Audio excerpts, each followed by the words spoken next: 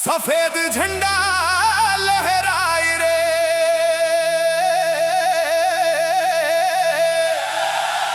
सतनाम गूंजाए रे।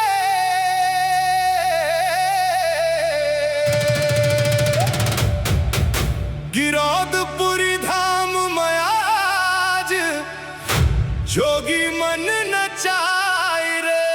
जय सतनाम, जय सतनाम। अरे ओ सतनामी संगवारी हो, तैयार हो जाओ, आज गूंज ही सतनाम। नचा ही पूरा मैदान।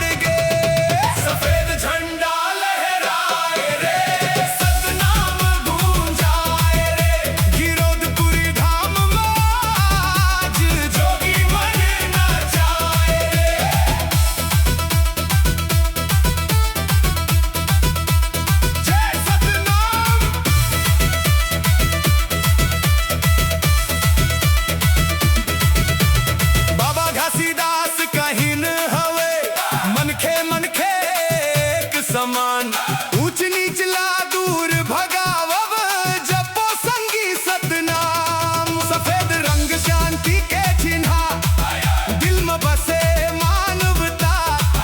पंथी नाचा देख के संगी, झूमाए पूरा जनता। जय सतनाम, जय सतनाम। हाथ उठाओ,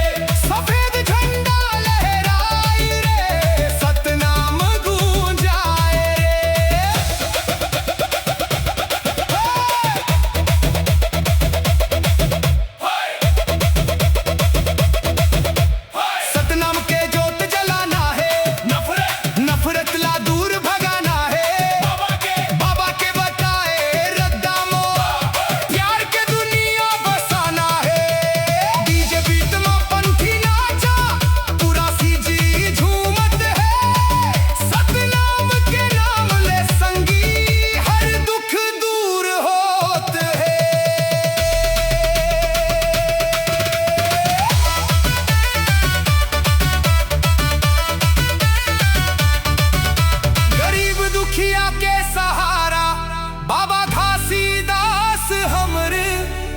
अंधियारा में ज्योति जला के रोशन करिन संसार। आज खलो